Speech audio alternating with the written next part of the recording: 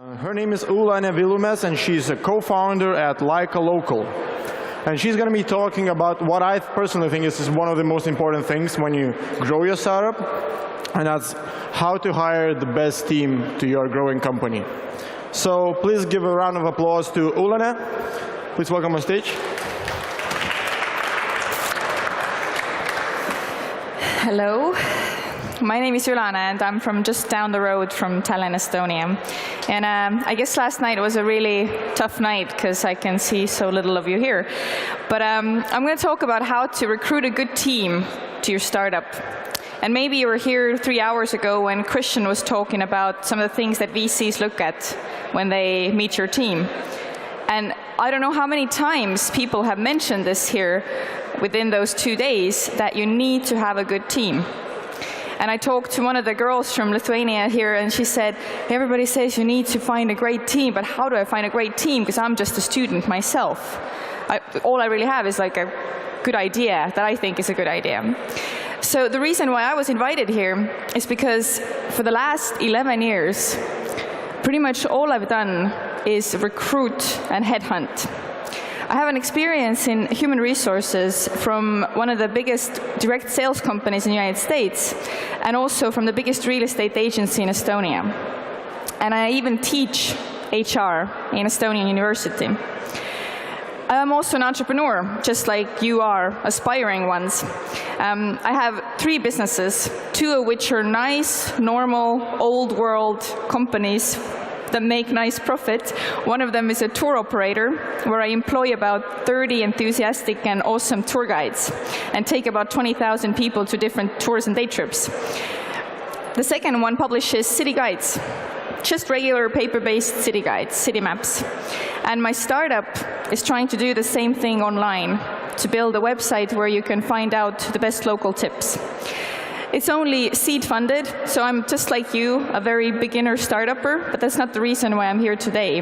I'm here because I have spent 10,000 hours interviewing people, and I can pretty much say what makes someone successful at a job and what not. There's 2 problems when you're trying to find team members or co-founders to your startup. One of them is that you probably don't have much money. You don't have money to throw a huge campaign to look for someone, and you also don't have much money to promise them a huge salary. So you have 2 problems within that one problem. And the second problem is that you probably have no skills. The most recruiting or convincing that most of us have done is trying to get our boyfriend to take out the garbage. So that's pretty much all the recruiting that most of you have done. So you're asking, like, how can I find good team when in big companies there's a whole department that is looking for people? Well, I have one very simple formula for you, that actually the reason why Google or Skype or any other big company gets good employees is not because only good people go and apply for a job there. It's because more candidates go in to find the best ones. So what you want to do if you're a startup is that you also want to try and get as much publicity or as big of a coverage as you can to make a lot of people come in so you could pick out the good ones. So one of the things that you can do is that get people talking about you. And if you're building a product or a service, you have to do that anyway. You have to get tech blogs write about you. You have to get people interviewing you from different sites. You have to get publicity anyway, but also get people talking about your recruiting, or that you're looking for a co-founder or you're looking for a team member. Just half a year ago, we were looking for a Python developer, and we also couldn't afford to throw a huge recruiting campaign. So something that we did is that we put together this fun ad which went completely viral in Estonia, because everyone who saw that thought, oh my God, Python developer, Python, sexy, naked woman. You might not recognize me with my clothes on. That's actually my face. But it went viral in Estonia, and now we have a really good CTO in our team. So get people talking about you. What are some of the things that people will share? You have to surprise or shock. you have to entertain. The funnier you can make your ad, the funnier you can make the invitation to come and join your team, the better. You might also want to be on the verge of bad taste, because things that really go viral, they're sometimes flirting with the edge of bad taste. So try and find something that clicks with people. And you might want to connect with what people believe. So whatever it is that you're fighting for, or what your idea is, you might want to communicate that, because if people connect with that, they're going to share that you're looking for a teammate. The second really important advice that I have is that you have to learn to sell yourself. And referring back to the panel that just ended here and the comments about yesterday's pitch competition, sales and ability to sell is probably the single most important skill that you ever have to learn in your life. It doesn't matter whether it's to sell your product, to sell yourself to the VCs. It's also to sell yourself to people you are wanting to get to your team. Because if they don't like you and they don't believe in you, they're also not going to come. Just a few months ago, somebody sent me this ad. A startup, I think it was a Latvian or a Lithuanian startup, looking for their first team member in Estonia to deal with the Estonian market. And so one of my acquaintances passed this on to me, asking whether I know anyone that fits. And I just read through it, and I'm like, I don't think I want to share with any single person. What do you think is wrong with this? Boring. It's hugely boring. What else? What else is wrong with this? Too much requirements. It only talks about what they want from you. They want you to not tweet stupid things. Can you see that? Not waste time on Twitter. So they want all kinds of things from you, but the only thing that they really offer you is the opportunity to be the first one in a completely unknown company. Great. Awesome. Where do I sign up? So this is not particularly selling yourself. So you have to think about what is in it for the people you want to your team. And considering that we had no money, that might be a little bit difficult. But a few ideas. Think about what is it that makes people quit a nicely paying job and go do something else. One of the things might be culture and values. So they might want to have a more fun workplace. They want to have more freedom. They want to have a cooler lifestyle. But be careful, because you might attract people who think that being in a startup is all about eating pizza and playing foosball. So you don't want those people. Think about it. Are they in it just because they want to slack off, or because they actually want to build a great product with having a nice liberal workplace where you can bring a dog, or where you have pancakes on Fridays? What do they want more? That, or just like slacking off? Second thing you might want to sell to them is having more responsibility and ownership in the company. Because if you have a corporate job, you can really only do so much. Nobody's going to give you all the responsibility that you think you could carry. You always have to fight for it. You have to fight your way up to the corporate ladder. But if you start something from scratch, you can feel that a big part of it is your own. You can really feel that you're building something yourself. And people who have always had a normal job, they might not right away understand that they could have a lot more responsibility. So you have to learn how to sell it. You have to explain it to them. You could also sell them the possibility to develop different skills. Not only what their job is about, but everything. Because when you're in a startup, you do everything. You are your own secretary, customer service, even the cleaner. You do everything.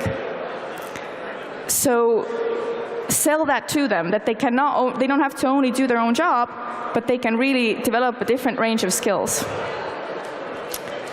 And, of course, the future vision. Because if they believe in you, they believe in your idea, there is a good chance that there's, in the future, sometime, also financial luck. The third advice that I have for you is hire for attitude. And this seems so trivial, but everybody tells you to hire people with great skills. Everybody tells you to find the best people. And so you hire them for skills, you end up firing them for attitude. There's a ton of studies done on why people are fired. And more than 80% are fired because of behavior or attitude. Nobody really gets fired for not knowing how to do something, because you can learn. Shitty attitude towards work is something that is a lot harder to change. It's not impossible, but it takes forever. So if you meet somebody like that, you know that you could not possibly do anything together with them just because they're so obnoxious or so negative or so annoying, but they're a great programmer or a really successful sales guy, but they're like the most horrible person to work with. Don't hire them. Even if you're desperate for someone, don't hire them, because it's going to end bad. And my fourth advice to you is interview for action. What does that mean? A human being makes mistakes. So if you meet somebody and you're talking with them about working for your startup or doing something together or founding a startup together, then you are only human. And human perception is faulted. So for example, simple statistics, female interviewers are more likely to give higher scores to anyone who looks good. So automatically they'll think, if you're a good-looking, nice person, I think you're also good at the job. So human perception is faulted. You should ask yourself, can they really do what I want them to do? And more importantly, will they do it? In human resources, there is a term called behavioral event interview. In Estonian, it's called focused interview. But what it really does is that you ask questions about what a person has done previously. And this doesn't mean only skills. It also means like soft skills. For example, if you're looking for somebody who needs to sell your product, then you might want to also ask not only about sales skills, but you also might want to ask about things like being able to work under pressure, or being able to take rejection and coping when it doesn't work out in the beginning. So there's all kinds of soft skills that go with it. And what you should do when you're interviewing people is not look at the CV, not look at the awesome company that they worked for and all the achievements that they have listed, but you should ask them questions that begin like that. Can you give me an example on a situation where you did this? And what people will answer is that, well, I do this all the time. You might ask somebody, can you give me an example on where you had a really tough time and you still went on? And they'd go, oh, but I always do that. I never give up. I'm very persistent. That is not the answer you're looking for. You want them to give you specific stories, specific examples. You want them to describe what exactly did they do. So what you need to ask from yourself is that what are the qualities, skills, capabilities that I want in someone that's supposed to work for me? Whether you're looking for someone for sales, for marketing, maybe you're looking for programmers, maybe you're looking for a business or a technical co-founder, what are the things, the skills, capabilities, attitudes that you want? And then ask accordingly. Ask them where they have done so. If they cannot give you a story, if they cannot give you an example, if they give you an opposite example, then they probably will not do it also in your team. And recognize people who have learned to speak really well about what they've done.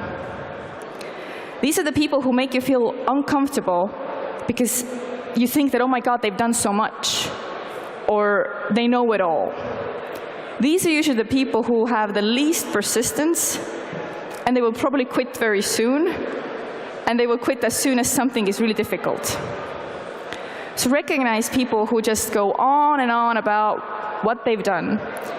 Somebody mentioned, I think it was also Christian, who was talking about what VCs look for in a team. He talked about the perfect balance between being confident and being humble. You don't want overly confident and arrogant people in your team. You want somebody who knows what they can do and will say so, but is also humble enough to say that this I don't know well yet, but I really want to learn. I hope these 4 things have been useful to you, and this is where I'm going to finish. If you need any help in finding good people, ideas, you want to brainstorm together with someone how to find good people, then you're welcome to keep in touch with me. And I think we also have some time for questions, because I speak way faster than I plan. You could ask only one interview question. Thank you. So if I could ask one question from somebody, then almost in any situation, it would be about persistence. And this, like self-discipline and persistence, is something that is relevant in almost any field. So one of the things that I would always ask about in any interview or any meeting is that give an example on a situation where it was really, really hard for you. It doesn't matter what it is, because for example, if I would talk about graduating with honors, that was not difficult for me. So I didn't work hard. But something that was really, really hard for that person and what they did then. That's the one thing that I would always ask. Any other questions? So how many candidates did you get with that Python? Actually, the funny thing is that we got a lot of candidates, but eventually we ended up recruiting somebody who had used our app and who approached me himself asking, I really want to work for you because for the first time I could develop something that I have used myself and I understand, rather than building something that is very complex and I wouldn't use myself. So we didn't find a person through that particular ad, but we got a lot of candidates.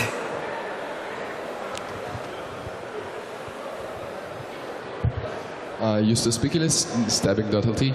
The question would be, what is, from your experience, the best amount of co-founders in a startup, which would be with the biggest success rate? Whether it would be, as much as you can, 5, or a smaller number, like 2 or 3? I haven't done any particular research on what kind of co-founders teams work, but what I've noticed is that people who are not schoolmates or just happen to have an idea together, but people who share a lot more, who share a passion or they share values for the field. And there might be only 2 or 3 of them, but if they just share a lot more than just the business idea is what makes the team successful.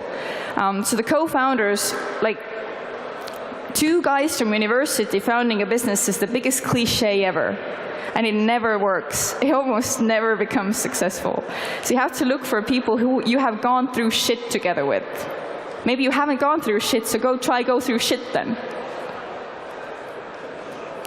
Any other questions? Can I ask a question? How do you recognize a good team worker? Just through 1 or 2 questions. How do you recognize a good team worker, teammate, so that can collaborate, not only do tasks individually? Thank you. That's a very good question. One of the things that you could ask is that you could ask questions about what motivates a person, and when they only talk about things that how they themselves will feel and that they're really proud of themselves when they do something, then it might mean that they are a very individualistic person. So you might want to ask questions about whether they've had a situation where they did something and it didn't matter to them whether they got credit for it or not. That's a good team member who only cares about the result of the end result, not so much about whether someone says that you're an awesome person. So questions that are tied to previous experiences in any kind of teamwork. Did that answer your question?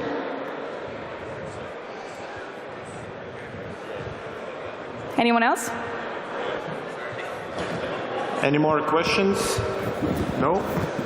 Then I thank you, and I will be here, so you can also come talk to me if you have a really annoying co-founder, or you want to ask for some advice. Thank you.